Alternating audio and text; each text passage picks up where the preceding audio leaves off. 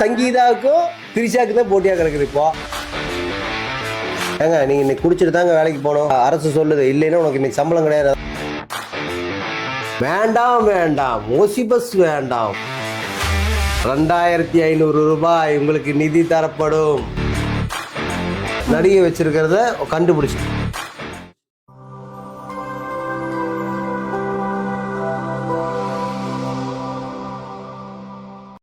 இப்போதைய நேயர்களுக்கு வணக்கம். இப்பொழுது தேர்தல் களம், நிறைய கட்சிகள், நிறைய சண்டைகள் அப்படின்னு சொல்லி பல விஷயங்கள் நடந்துட்டு இருக்கு. மக்களுக்கு இருக்கக்கூடிய பல கேள்விகளுக்கான பதிலா இந்த ஒரு நேர்காணல் இருக்கும் அப்படின்னு சொல்லி நம்புறோம். இன்னைக்கு சிறப்பு விருந்தினரா சான்றோர் மக்கள் கழக நிறுவன தலைவர் சதா நாடர் ஐயா நம்ம கூட இருக்காங்க. வணக்கம் சார். வணக்கம். எப்படி இருக்கீங்க சார்? நல்லா இருக்குமா. உங்களோட ரீசெண்ட் ஒரு இன்டர்வியூவும் நான் பார்த்தேன். பேசின விஷயங்கள் எல்லாமே இருந்துச்சு. அப்படி என்ன அப்படின்னா, விஜய் அவர்கள் மேல ஒரு பர்சனல் அட்டாக் இருந்துட்டே இருக்கிற மாதிரி இருக்கு. அவரை அரசியல் ரீதியா இவர் இந்த விஷயங்களை பண்ணல, இப்ப நீங்க வெளியிலேயே வரமாட்டேங்கிறாரு அப்படின்னு சொல்ற விஷயத்த நான் ஏத்துக்கிறேன். மத்த எல்லா விஷயங்களுமே அவருடைய பர்சனல் ரிலேஷன்ஷிப் பத்தியும் அவருடைய பர்சனல் லைஃப் பத்தியுமே விஜய் த்ரிஷா இல்ல நீங்க பேசுறது அப்படிதான் சார் இருந்தது. இல்ல உங்களுக்கு விஜய் பிடிக்கும்ல? ஏன் பிடிக்கும் சார்? சரி, நான் பேசுறதுல என்ன, என்னோட ஒப்பீனியன் தான் நான் உங்களுக்கு சொல்றேன். இல்ல அதாவது என்னன்னா, இப்போ எல்லாரோட எல்லா அணிலுக்கும் பிடிக்காதுதான். இல்ல சார், என்னோட ஒரு கொஸ்டின் என்ன அப்படின்னா, இப்ப அவருக்கும் ஒய்ஃப்க்கும் பிரச்சனை, எல்லா ஃபேமிலிலுமே இந்த பிரச்சனைகள் இருக்குதான் செய்யும். சரியா? அவங்களுக்குள்ள நிறைய வருஷங்கள் நடந்திருக்கலாம், அவங்க டிவோர்ஸ் போயிருக்கலாம், அது எல்லாமே அவங்களோட பர்சனல். ஓகே, சோ அதை ஏன் அரசியலுக்குள்ள கொண்டு வரணும்? எது பர்சனல்? இப்போ ஒரு பொது வாழ்க்கைக்கு வந்துட்டார். சரியா? பொது வாழ்க்கைக்கு வந்ததுக்கு அப்புறம் அவங்க ஒய்ஃபே இதுக்கு முன்பு அவங்க பெட்டிஷன்லயே என்ன சொல்லியிருக்காங்க, அவர் ஒரு நடிகரா ஒரு வெளிய மக்களுக்கு நல்ல அறிமுகமானவர், நல்ல பேரை கொண்டவராக இருக்காரு. அதனால நான் அவரை பேரை கெடுக்க விருப்பம் இல்லை. அதனால பேச்சுவார்த்தை 2 முறை அழைத்தும் அவர் வரவில்லை, செவிசாய்க்கவில்லை.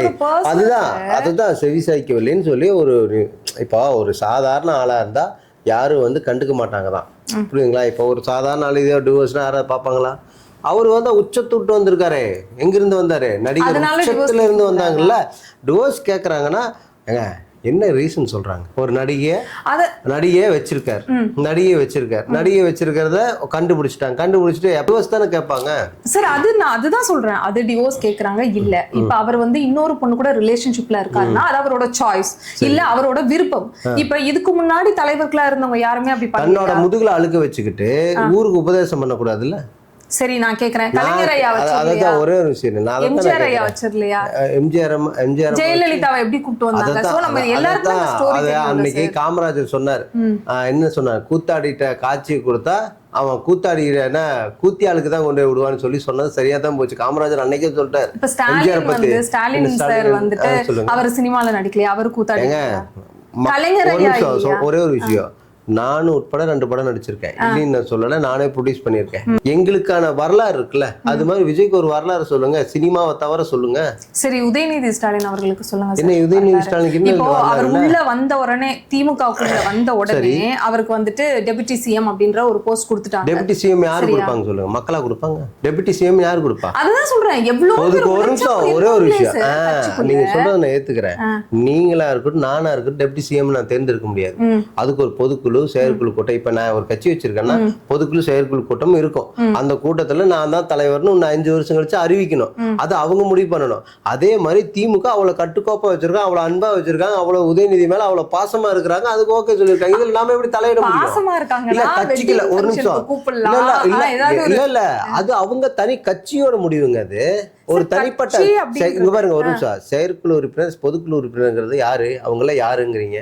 அவங்கள ஒரு தலைவர், மாநில தலைவர் தேர்ந்தெடுக்கக்கூடியவங்க, பொதுச் செயலாளர் தேர்ந்தெடுக்கக்கூடியவங்க, இப்படி டெப்டி சிஎம் தேர்ந்தெடுக்கக்கூடியவங்க தான் அவங்க பார்த்து ஓட்டு போட்டா ஓகே.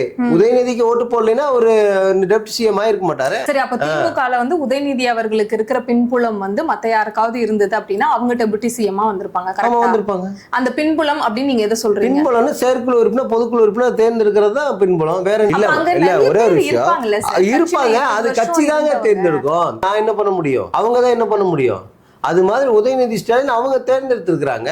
அவங்க பொறுப்பாளர்கள் எப்ப 50 வருஷத்துக்கு மேல இருக்கிற உறுப்பினர்கள் தான் தேர்ந்தெடுத்திருக்காங்க. இன்னைக்கு நேத்து வந்தவங்க தேர்ந்தெடுக்கல. அப்படி இருக்கும்போது அவங்களோட கட்சி பிரச்சனை, அது கட்சியில அப்படி கட்டமைப்பா வச்சிருக்கிறாங்க, கட்டுக்கோப்பா வச்சிருப்பாங்க. அதிமுக மாதிரி பிரிஞ்சிருதா? அதிமுக இபிஎஸ் எங்க இருக்காரு, ஓபிஎஸ் இப்ப எங்க இருக்காரு, டிடிவி தினகரன் எங்க இருக்காரு, சசிகலா எங்க இருக்காரு? அது மாதிரி கட்டுக்கோப்பு இல்லாம இருந்தா பனையூர் மாதிரி ஒரு ஊர்ல ஒரு ஏரியாவில் கொண்டு போய் ரெசார்ட்ல வச்சு எம்எல்ஏக்களை பிரைன் வாஷ் பண்ணி முதலமைச்சர் ஆகலாம். அது மாதிரி இல்லையே திமுக, கட்டுக்கோப்பா இருக்குல்ல, கொள்கை பிடிப்போடு இருக்காங்கல்ல. அதான் இப்ப வாரிசு அரசியலா இருந்தா அது வந்து கட்டுக்கோப்பான கட்சி. பாருங்க, நீங்க சொல்றது இன்னைக்கு நானே ஒரு முடிவு எடுத்துக்கிட்டு நானா என்னோட பையனை கொண்டு வந்து அவன் தான் ஒரு மாவட்ட செயலாளர், அவன் தான் ஒரு மாநில நிர்வாகி சொன்னா தப்பு. செயற்குழு உறுப்பினர், பொதுக்குழு உறுப்பினர் அவங்கெல்லாம் தான் முடிவு பண்றது. இப்ப நீங்க சொன்னீங்கல்ல சார், உதயநிதி ஸ்டாலின் அவர்களை வந்து செயற்குழு உறுப்பினர்கள் தான் வந்து தேர்ந்தெடுக்கிறாங்க அப்படின்னு சொன்னீங்க. அப்ப அந்த உறுப்பினர்களை யார் தேர்ந்தெடுக்க? மாநில அமைப்பு செயலாளர். அந்த மாநில அமைப்பு செயலாளர் மாநில கட்சி கட்டமைப்புல இருந்து ஆரம்பிச்சிருப்பாங்க. அறிஞர் அண்ணா ஆரம்பிச்சதுன்னு வைங்க கட்சி. ஒரு நிமிஷம், அவர் ஆரம்பிச்ச கட்சியில அடுத்த கட்டம் வர்றது கருணாநிதி வர்றாரு, அவர் முன்மொழிச்சிருப்பாரு. அப்ப இருக்கிற செயற்குழு பொதுக்குழு உறுப்பினர் இருந்திருப்பாங்க. அவங்க மூலியமா அவங்க வாரிசு பொதுக்குழு உறுப்பினர் செயற்குழு உறுப்பினர் வந்திருக்கலாம். மாநில அமைப்பு செயலாளர்னு ஒருத்தர் போடுறாங்க. அவங்க ஒரு ரேண்டமா தானே போடுறாங்க. உதயநிதி பிறக்கிறதுக்கு முன்னாடி இருந்த பொதுக்குழு உறுப்பினர் செயற்குழு உறுப்பினர் எல்லாம் இருந்திருக்காங்க. டெப்டி சிஎம் வந்து எல்லா கட்சியிலுமே வந்து இப்ப போட ஆரம்பிச்சிட்டாங்க. துணை முதலமைச்சர்,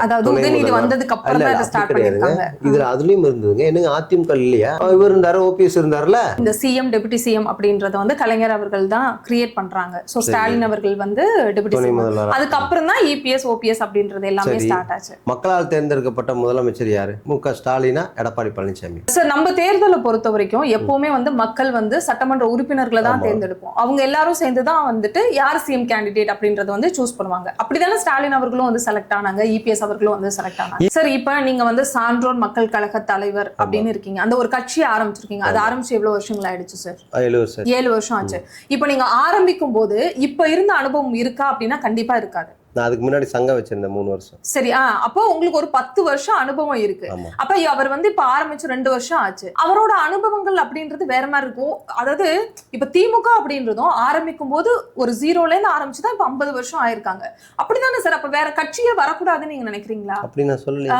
நீங்க என்ன பண்ணணும் அப்படின்னா, ஸ்டாண்ட் ஆகிற அளவுக்கு ஒரு கட்சியோட ஒரு கூட்டணியில போகணும். ஒரு இப்பதான் ஆரம்பிச்சிருங்க கட்சி, ஒரு பெரிய கட்சியோட கூட்டணி போய் ஒரு 20 சீட்டு சேர்த்து ஒரு 10 சீட்டு ஜெயிச்சு அப்படி வந்து ஒரு அரசியல் படுத்தி மக்களுக்கான பிரச்சனைகளை முன்னெடுத்தா பரவாயில்ல. எந்த தேர்தலையும் சந்திக்கல, எந்த இடத்துலையும் போய் போராட்ட களத்தில் நிற்கல, எந்த இடத்துலையும் வந்து நேரில் போய் சந்திச்சு பேசலை. அப்படி இருக்கும்போது ஒரு அரசியல் கட்சி ஆரம்பிச்ச அடுத்த செகண்ட் நான் தான் மக்களை காப்பாற்ற போறவன், நான் மக்களோட கூட்டணி, நான் மக்களுக்கானவன், நான் தான் என் ஒவ்வொரு வீட்லையும் என் விஜய்னு ஒருத்தர் இருக்கிறான், அவன் எல்லாம் ஓட்டு போடுவான், எல்லாத்தையும் ஓட்டு போட வைப்பான்னு மக்களை முட்டாளாக்குறது இல்லையா அது? அப்ப நீங்க சொல்றது என்னன்னா, யார்கிட்டயுமே கூட்டணி வைக்காம இருக்காரு அப்படின்னா யார் கூட அவர் கூட்டணியில இருந்தா நல்லா இருக்கும் அப்படின்னு நினைக்கிறீங்க? திமுக ஆகாதுங்கிறாருன்னு வைங்க. திமுகவுக்கு ஆப்போசிட்டா இருக்கிறது அதிமுக பலமான கட்சி. அந்த கட்சியை கேவலப்படுத்தி அது சீன்லயே இல்லை அப்படின்னு சொல்றதும், இப்போ மிகப்பெரிய ஒரு ஆளுமையோட இருக்கிற ஒரு team India team, cricket team, ஒரு பெருமுடான ஒரு டீம் வந்து கேவலமான முறையில் நம்மளை அசிங்கப்படுத்தினா பிடிச்சா ஒரு மேட்ச் போட்டு அடிச்சு நொறுக்கி அனுப்பிச்சுட மாட்டான். அந்த கதை தான் இந்த தேர்தல் ஆக போகுது. ஒருவேளை அந்த கிரிக்கெட் டீம் வந்து அந்த பெர்முடா டீம் வந்து வின் பண்ணிட்டாங்க, ஒரு ஓவர்ல 6 அடிச்சு வின் பண்ணிட்டாங்கன்னா நீங்க அந்த வெற்றியை அக்செப்ட் பண்ணுவீங்களா? வெற்றி அக்செப்ட் பண்ணி தான் ஆகணும். அதுல எந்த மாற்று கருத்தும் கிடையாது. வாக்குறுதிகள் கொடுத்திருக்காரு, நீங்க அதை பத்தி பேசலாம் சார். இங்க வாங்க, இங்க மாட்டுவீங்க. என்ன சொன்னாரு? வேண்டாம் வேண்டாம், ஓசிபஸ் வேண்டாம், வேண்டாம் வேண்டாம், நீ என்ன நிதி வேண்டாம், 2500 ரூபாய் உங்களுக்கு நிதி தரப்படும். பஸ் கன்னியாகுமரி முதல் எல்லா ஊருக்கும், தமிழகத்துல எங்கு போனாலும் ஃப்ரீ பஸ். இதுக்கு வேற கேப் விட்டு நிக்கிறாரு, எல்லாரும் கைதட்டி சிரிக்கணுமா? சங்கீதாவுக்கும் திரிஷாக்கு தான் போட்டியா கிடக்குது இப்போ. அவனுக்கு இடையில கீர்த்தி சுரேஷ் இடையில வேற வந்துட்டு போகுது. என்னங்க அது உங்க சினிமா இல்ல?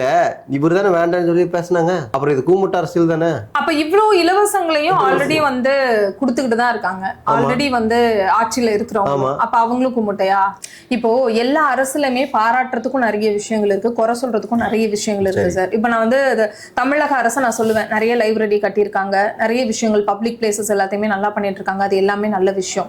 அதே மாதிரி குறை சொல்லணும் அப்படின்னா இன்னமும் வந்து மக்கள் வந்து அவங்களுடைய வறுமையை யூஸ் பண்ணிக்கிறாங்க, இன்னமும் வந்து மக்களுக்கு தேவையான விஷயங்கள் சரியா செய்யப்படலை அப்படின்ற மாதிரி தான் சொல்லுவேன். இன்னைக்கு கூட நான் ஒரு நியூஸ் பார்த்தேன், ஆரம்ப சுகாதார மையத்தை ஒரு டிஎம்கே கவுன்சிலர் வந்து ஒரு பெரிய வீடாவே மாத்தி வச்சிருக்கிறாரு, அவ்வளவு பெரிய வீடா. அப்போ குறைகள் நடக்கதான் செய்யுது. இப்போ தமிழக அரசோட மிகப்பெரிய வருமானமே வந்து ஒயின் ஷாப்ல இருந்து தான் வருது அப்படின்றது எல்லாருக்குமே தெரிஞ்ச ஒரு விஷயம். இப்ப எல்லா நேரத்திலயுமே அது ஓபன் ஓபன்ல இருக்கு. இப்போ ஒரு 10 மணிக்கு க்ளோஸ்னு சொல்றாங்க, ஆனா அதுக்கு முன்னாடியும் ஒரு 100 வண்டி நிக்குது, உள்ள ஆட்கள் போயிட்டு வந்துட்டு தான் இருக்காங்க, அதையும் பார்க்க முடியுது. அப்படி இருக்கும்போது நிறைய பெண்களை இன்னும் கஷ்டப்படுத்திட்டு இருக்க ஒரு விஷயத்த ஆதரவு தந்து அதுல இன்கம் வருது அப்படின்ற ஒரே விஷயத்துக்காக மக்களுடைய உடம்பையும் பாதிச்சு அதை இவ்வளவு வருஷங்களா தொடர்ந்து பண்ணிட்டு இருக்காங்க அப்படின்னா அது எவ்வளவு பெரிய வந்து அயோக்கியத்தனம் சார். நான் என்ன கேட்குறேன், இன்னைக்கு டாஸ்மாக் கடைகளில் ஒவ்வொருத்தரும் வந்து தர இழுத்துருவா வந்து குடிச்சிட்டு தான் போகணும்னு ஏதாவது கட்டாயம் இருக்கா சார்? அதை ரெஸ்ட்ரிக்ட் பண்ண வேண்டிய இடத்துல இருக்கீங்க, அந்த உரிமையில நீங்க இருக்கீங்க. கட்டாயம் இருக்கா?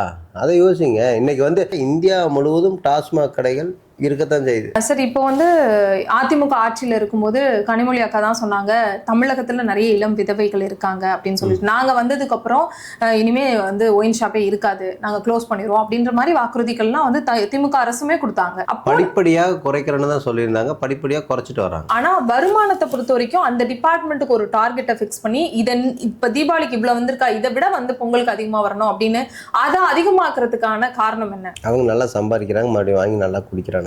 இப்ப வந்து திருமண மண்டபங்களா இருக்கட்டும் இல்ல விளையாட்டு மைதானங்களா இருக்கட்டும், அங்கெல்லாம் வந்துட்டு நீ மதுபானங்கள் விற்கப்படலாம் அப்படின்னு சொல்லிட்டு அனுமதி கொடுத்தது யாரு சார்? அதைத்தான் நான் சொல்றேன். விளையாட்டு மைதானங்களையும் திருமண மண்டபங்களையும் நம்ம சொன்னாலும் சொல்லலைனாலும், அனுமதி கொடுத்தாலும் கொடுக்கலைனாலும் வெளியே போய் வாங்கிட்டு வந்துட்டு வர்ற வழியில ஆக்சிடென்ட் ஆயிடுச்சுன்னா என்ன பண்றதுன்னு தான் அங்கேயே விற்கலான்னு சொல்லி சொன்னாங்க. புரியுதுங்களா? அது திமுக தான் சொல்லிச்சு, இல்லைன்னு சொல்லல. ஆனா நடந்துட்டு தான் இருக்கு. திருமண மண்டபங்களை குடிக்கிறது இல்லையா? இப்ப வந்து ஒரு நிமிஷம், பொறுப்புணர்வோட மக்கள் பாதுகாப்புக்காக தான் போனா, எங்க ஒரு பக்கம் போனா அங்க வாங்கிட்டு வந்து அங்கேயே குடிச்சிட்டு வந்து அப்படி கிடையாது.